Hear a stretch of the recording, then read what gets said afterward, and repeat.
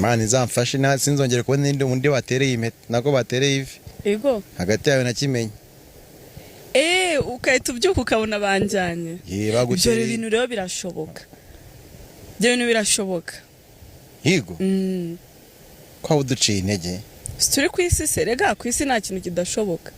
Gusa nanjye Imana izambabarire, nanjye sinzabibone. Ubyutse ugasanga yatereye ivi undi mukobwa byambabaza weye baba we nababara kweri. Ni bibi ariko nta ribi wabaho naba ariko nkabaho mbabaye waboka ariko ukabaho ubabaye se nkubeshye ko ndabizi uri kwibaza ngo ese ibya wa mu misi ndetse na wa munyezamu bigeze uri kwibaza ngo ese byarangiye bite ese bigeze ni mu minsi yashize aho amakuru yagiye acicikana hirya no hino ku mbuga uko uwitwa Miss Muyango Claudine ndetse na Kimenyi Yves bari batangiye kuburana mu rukiko kugira ngo babashe kuba bakora divorce.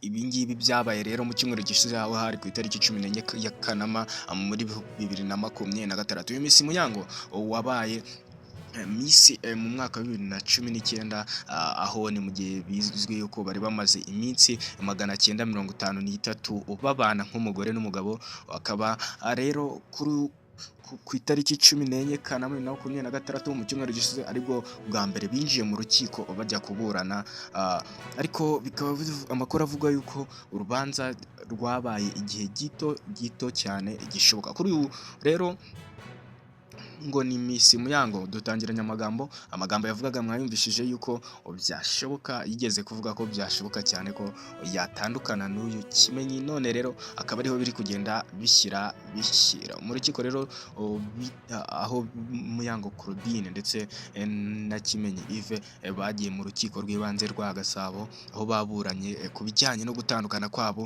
byemewe n'amategeko. Ikintu cyatangaje abantu rero hirya no hino ku mbuga nkoranyambaga mwarabibonye yuko Miss Muyango imodoka afite y'umuturika, imodoka iriho plaque y'izina rye, akaba yarayiserutsemo, imodoka ihenze cyane y'igikoko hano mu gihugu, akaba yarisohotsemo rero aserutse agiye ku rukiko hari rw'ibanze rwa Gasabo. Ni mu gihe uwitwa Kimenyi bivugwa yuko we ngo yaje yateze taxi voiture mu gihe umugore we yari yaje mu modoka y'igikoko nk'iyi ngiyi. Ibi rero byakomeje kugenda bivugisha abantu hirya no hino ku mbuga nkoranyambaga bibaza bati ese koko uyu Kimenyi ati ese ni ugushaka kwicisha bugufi, ese umuntu nk'umuzamu umeze kuri wakiniye za APR akaba yarigeze aba n'umuzamu w'ikipe y'igihugu, atese tuvuge ko yabura amafaranga agura imodoka cyangwa se yabuze imodoka yamugeza ku rukiko, cyangwa abantu benshi bagiye bakomeza kubyibazaho babiburira ubusobanuro. Uru rubanza rero ruba rwamaze iminota mike cyane aho Kimenyi na Muyango bombi bari bitabiriye iburanisha. Icyakora ubwo ryari ritangiye umucamanza ntiyemeye ko hari undi muntu winjira mu cyumba cy'iburanisha, bakaba bisa nk'aho urubanza rwabereye mu muhezo, akaba nta muntu n'umwe wemerewe kwinjira. Amakuru rero yuko bombi bari kuburana ku gutandukana kwabo byemewe n'amategeko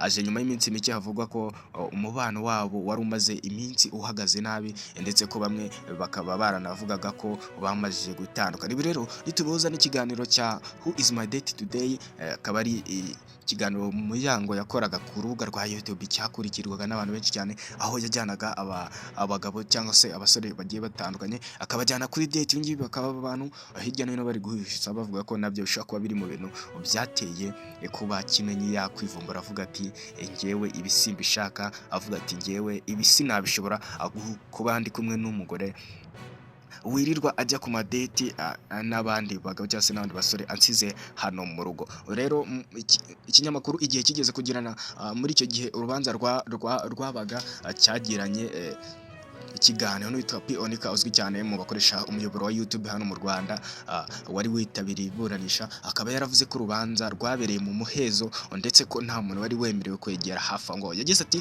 urubanza rwamaze umwanya muto cyane bahageze, avuga ko Muyango ndetse na Kimenyi Yves bahageze bagahita binjira mu cyumba cy'iburanisha baganira mu minota mike cyane. Umucamanza nawe araza ahita yinjira, bakaba yaramazemo iminota 5 yonyine. Abantu bibaza nimba urubanza rwarasubitswe cyangwa se rwarabaye, abantu batekereza bavuga bati ese urubanza rwa rwarabaye mu minota 5. Ibi rero bikaba ari byo byagiye kugenda bishyira abantu mu rujijo. Kimenyi Yves ndetse na Muyango Claudine bakaba baratangiye inzira yo gutandukana byemewe n'amategeko nyuma y'imyaka 2 bari bamajije bakoze ubukwe mu gihe ubukwe bwabo umubyibuka neza ko bwabaye muri 2024. N'ubukwe rero bwakozwe nyuma y'imyaka 5 bari bamaze mu rugendo rw'urukundo, kuko urukundo rwabo batangiye gukundana muri 2019. Murabyibuka cyane ko icyo gihe bari hiti mu gihe cya za COVID-19 muri 2021 gutyo, naho bakomeje kugenda bakundana bigeze ubwo 2024 bafashe umwanzuro wo kubana. Ibi rero bakaba barabanye bakanibaruka imfura yabo, bakaba bafite umwana umwe akaba ari nawe yo mfura yawo. Muyango Claudine rero murabyuka neza ko aberwa n'amafoto muri Miss Rwanda 2019, mu gihe Kimenyi Yves we yabaye umunyezamu w'ikipe nkuru y'igihugu Amavubi, ndetse akaba yarakiniye amakipe akomeye arimo nka AS Kigali, APR FC, Rayon Sport, Kiyovu ndetse n'andi makipe. Iby'uru rubanza rero uko amakuru agenda tugeraho turagenda dukomeza kuyabagezaho 5 kuri 5. Njye banyita Menya Nibe, iyi ni Menya Nibe Info.